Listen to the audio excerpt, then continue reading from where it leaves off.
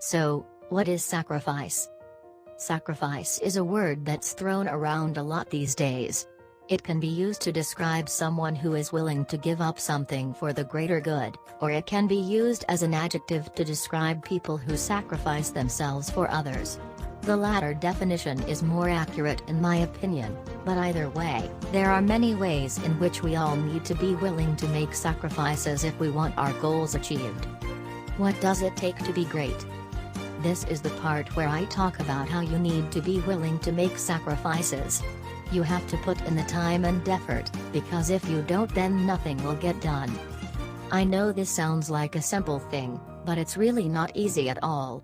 There are many people who think they're great at what they do but don't actually believe there's anything wrong with them or their work ethic. They just want praise from others instead of being humble enough to accept constructive criticism from peers and superiors alike.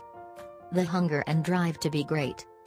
The hunger to be great and the drive to sacrifice are two sides of the same coin. Greatness is about pushing yourself beyond your limits, but it's also about being willing to sacrifice in order for greatness to happen. You can't achieve greatness if you're not willing to do what it takes. If there's one thing that separates great people from good ones, it's their willingness, and even eagerness, to take risks, try new things and make sacrifices along the way. The greats don't care if they fail, they just keep going until they succeed. You can never satisfy hunger.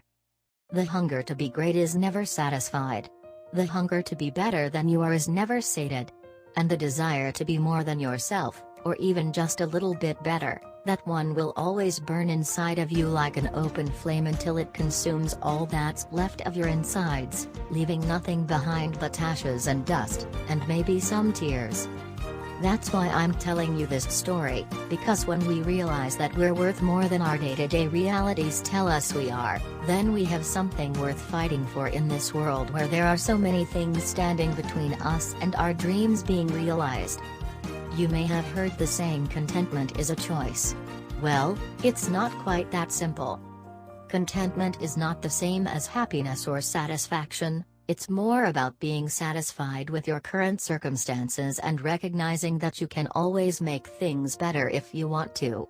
When we are happy and satisfied with what we have, life feels good and our relationships feel easy, but contentment requires us to be aware of our limitations and recognize when we need help from others in order for us to grow as individuals. You must be willing to give up things you enjoy. You must also be willing to give up time with friends and family, as well as other activities and interests. What are you willing to sacrifice? What are you willing to give up? How much do we want it for ourselves and others?